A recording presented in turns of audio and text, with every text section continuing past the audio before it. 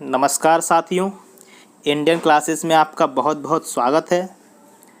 साथियों, आज मैं यहाँ पर पर्यावरण के 30 अति महत्वपूर्ण प्रश्न हल करवाने जा रहा हूँ। यदि पिछले वीडियो आपने नहीं देखे हैं तो वो वीडियो ज़रूर देख लीजिएगा, उनके लिंक मैं डिस्क्रिप्शन में दे दूँगा। ये जो क्वेश्चन मैं सॉल्व करवा रहा हूँ आपको यहाँ पर, ये एग्ज़ाम की दृष्टि से बहुत ज़्यादा महत्वपूर्ण है। इनमें से 100% क्वेश्चन आपको एग्ज़ाम में मिलेंगे ही मिलेंगे, तो आप मेरे वीडियो के साथ बने रहिए। यदि आप इस चैनल पर नए हैं तो चैनल को सब्सक्राइब जरूर कर लीजिए और अपने मित्रों को ज़रूर शेयर कर दीजिए, या जो विद्यार्थी तैयारी कर रहे हैं कंपटीशन एग्ज़ाम की, उनके साथ ये वीडियो ज़रूर शेयर कर दें। तो फिर चलिए हम आज का वीडियो स्टार्ट करते हैं।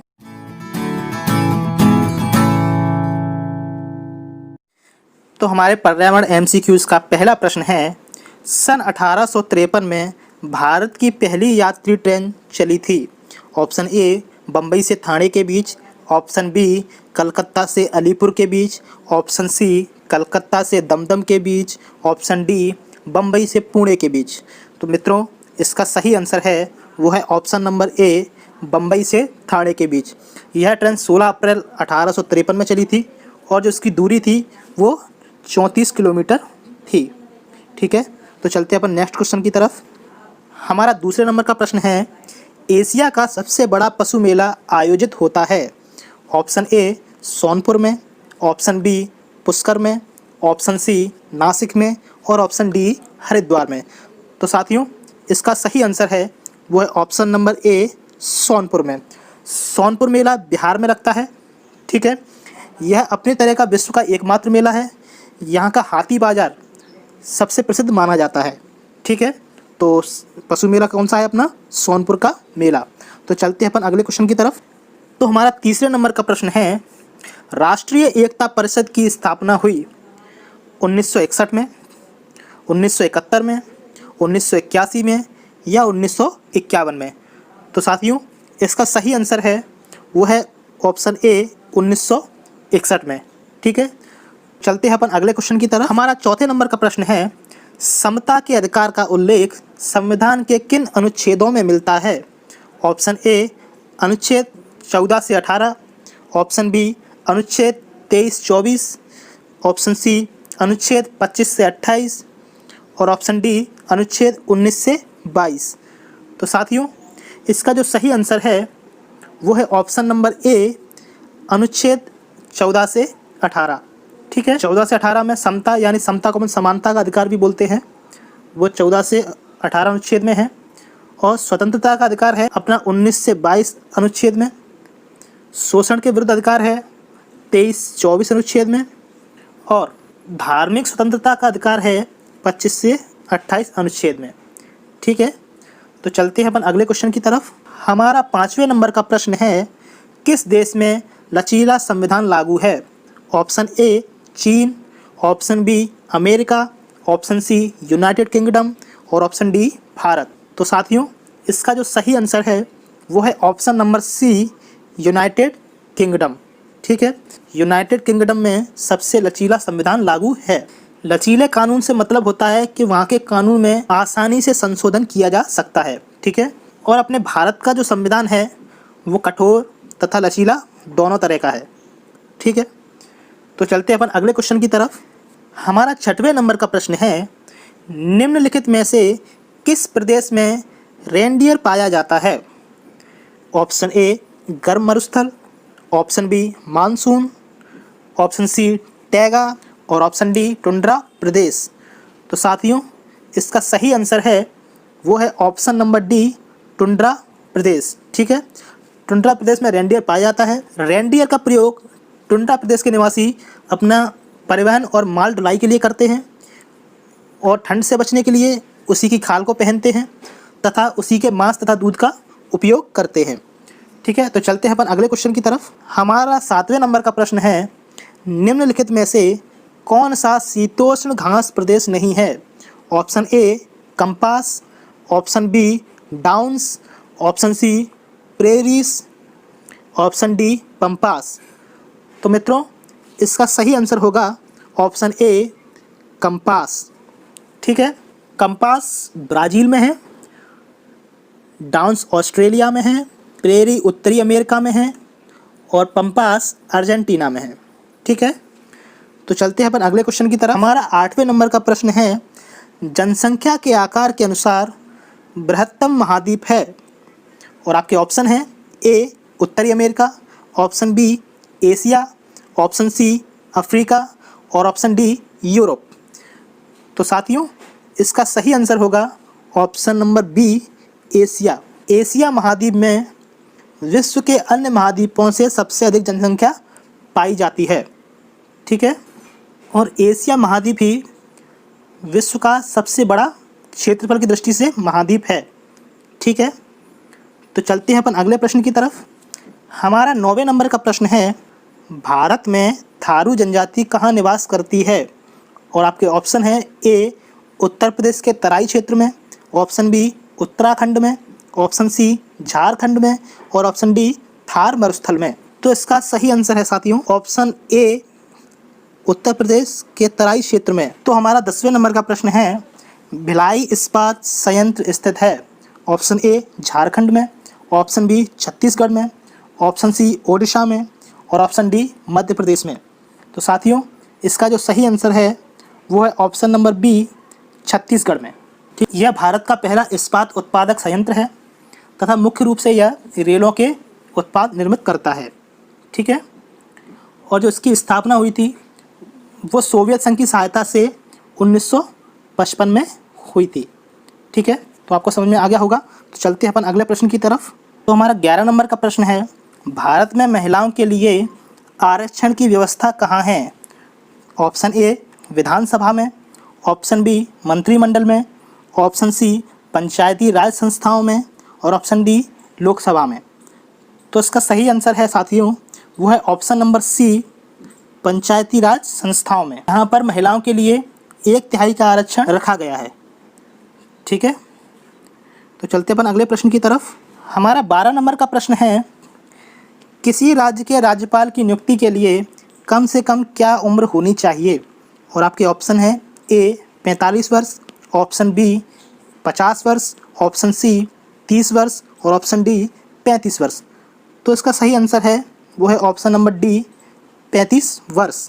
ठीक है, हमारा 13वें नंबर का प्रश्न है, अनुच्छेद 365 का प्रथम प्रयोग कब और कहाँ हुआ। और आपके ऑप्शन हैं ए केरल 1959 में, बी जम्मू कश्मीर 1956 में, सी मध्य प्रदेश 1957 में और डी बिहार 1958 में। तो इसका जो सही आंसर है वो है ऑप्शन नंबर ए केरल 1959 में। ठीक है, तो चलते अपन अगले प्रश्न की तरफ। तो हमारा 14वें नंबर का प्रश्न है, नगर निगम द्वारा कौन सा कर लगाया जा सकता है। और आपके ऑप्शन हैं ए गृह कर, ऑप्शन बी चुंगी कर, ऑप्शन सी मनोरंजन कर और ऑप्शन डी उपरोक्त सभी।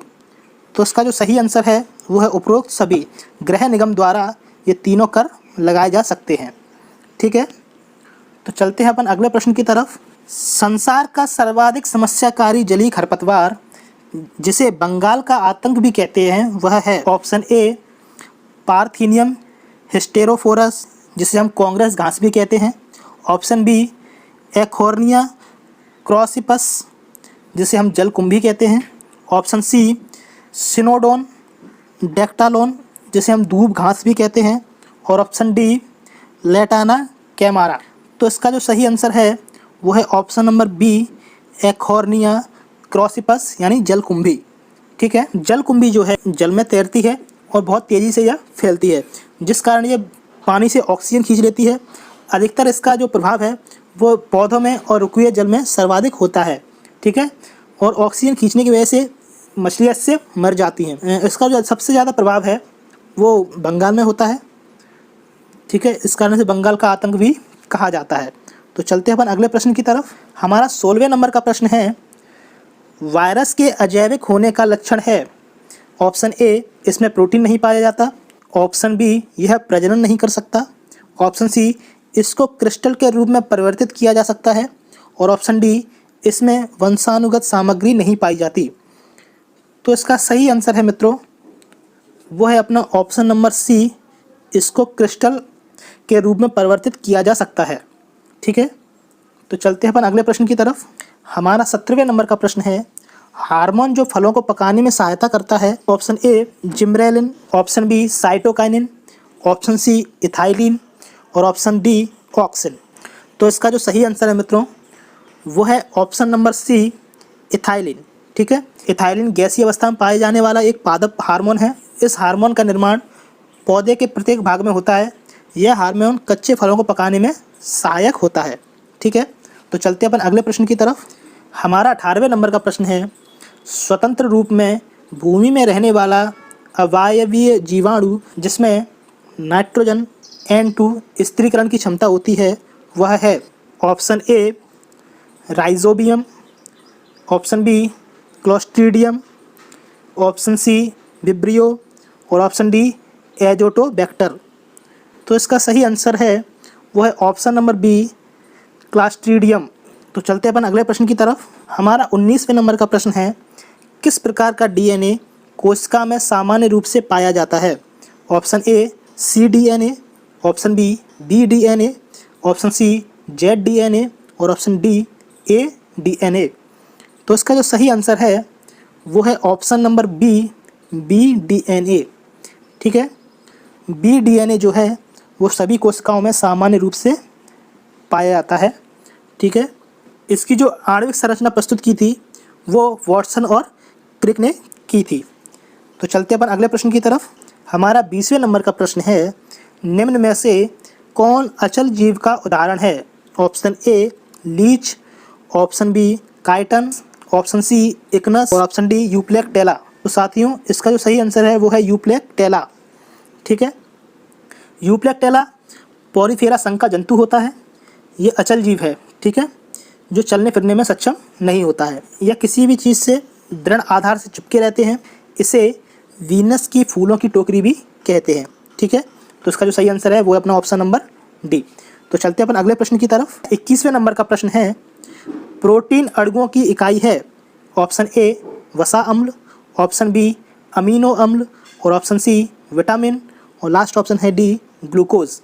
तो इसका जो सही आंसर है वो है ऑप्शन नंबर बी अमीनो अम्ल। ठीक है, इस अम्ल को ग्लाइसिन भी कहते हैं। ठीक है, तो चलते हैं अपन अगले प्रश्न की तरफ।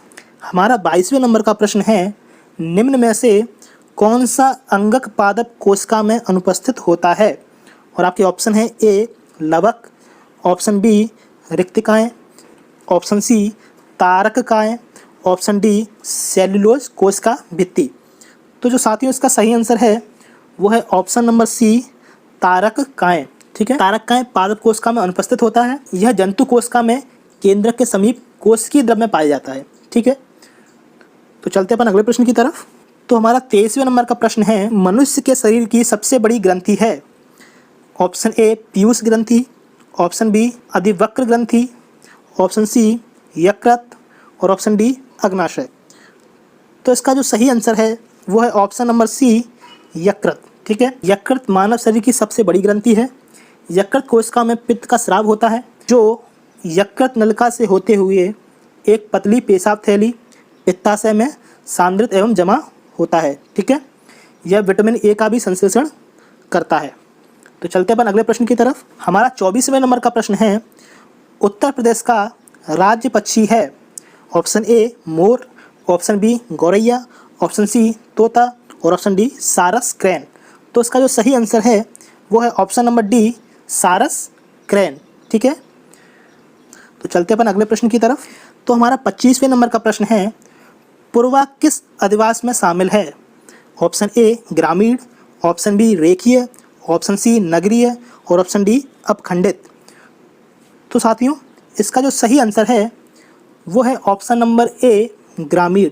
ठीक है, तो हमारा अगला प्रश्न है, कौन सा ज्वालामुखी पर्वत है। Option A Ural, option B Appalachian, option C Kilimanjaro और ऑप्शन डी अरावली। तो इसका जो सही आंसर है वो है ऑप्शन नंबर सी किलिमंजारो। ठीक है, किलिमंजारो तंजानिया में स्थित है जो कि एक निष्क्रिय ज्वालामुखी पर्वत है। ठीक है, किलिमंजारो की जो ऊंचाई है वो 5882 मीटर है। ठीक है, तो चलते अपन अगले प्रश्न की तरफ। हमारा 27वें नंबर का प्रश्न है, एलिफेंटा द्वीप अवस्थित है। ऑप्शन ए गोवा तट, ऑप्शन बी मुंबई तट, ऑप्शन सी गंगा डेल्टा और ऑप्शन डी कच्छ तट। तो इसका जो सही आंसर है वह है ऑप्शन नंबर बी मुंबई तट। ठीक है, एलिफेंटा द्वीप मुंबई तट पर स्थित है। यह द्वीप लोकप्रिय पर्यटन स्थल भी है जिसमें गुफा मंदिर एलिफेंटाई गुफाएं हैं। ठीक है, तो चलते अपन अगले प्रश्न की तरफ। हमारा 28वें नंबर का प्रश्न है, मानसूनी वन पाए जाते हैं जहां वर्षा होती है। ऑप्शन ए 150 से 200 सेंटीमीटर, ऑप्शन बी 50 से 150 सेंटीमीटर, ऑप्शन सी 70 से 100 सेंटीमीटर, ऑप्शन डी 70 से 200 सेंटीमीटर। तो इसका जो सही आंसर है वह है ऑप्शन नंबर डी 70 से 200 सेंटीमीटर। ठीक है, उष्ण कटिबंधीय पर्णपाती भारत में सबसे बड़े क्षेत्र में फैले हुए वन हैं। ठीक है, इन्हें मानसूनी वन भी कहते हैं। ये उन क्षेत्रों में विस्तृत हैं जहां 70 से 200 सेंटीमीटर तक की वर्षा होती है। ठीक है, तो चलते अपन अगले प्रश्न की तरफ। हमारा 29वें नंबर का प्रश्न है, कार्बी एंगलोंग पठार विस्तार है। ऑप्शन ए हिमालय का, ऑप्शन बी तिब्बत का, ऑप्शन सी शान पठार का और ऑप्शन डी प्रायद्वीपीय पठार का। तो इसका जो सही आंसर है वो है ऑप्शन नंबर डी प्रायद्वीपीय पठार का। ठीक है, कार्बी एंगलोंग पठार भारत के उत्तर पूर्वी राज्य में प्रायद्वीपीय पठार का विस्तार है। यह क्षेत्र जून से सितंबर के दौरान दक्षिण पश्चिम ग्रीष्म मानसून से अधिकतम वर्षा प्राप्त करता है।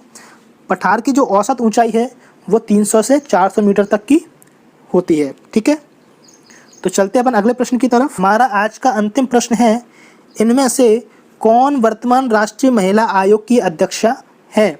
और option A Girija Vyas, option B Rekha Sharma, option C Malini Bhattacharya और ऑप्शन डी यास्मीन अबरार।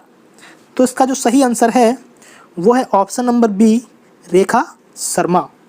ठीक है, रेखा शर्मा जो हैं वो हरियाणा की रहने वाली हैं। तो साथियों, ये आज के 30 प्रश्न हो गए पर्यावरण के। आपको हमारा वीडियो कैसा लगा? यदि वीडियो आपको अच्छा लगा है तो उसे लाइक कीजिए, अपने दोस्तों के साथ शेयर कीजिए, मुझे कमेंट बॉक्स में ज़रूर बताइएगा। यदि आप हमारे चैनल पर नए हैं तो चैनल को सब्सक्राइब जरूर कर लीजिए और बेल आइकन ज़रूर दबा दीजिएगा। ठीक है, तो मिलते हैं अपन नेक्स्ट वीडियो में। तब तक के लिए आपका बहुत बहुत धन्यवाद।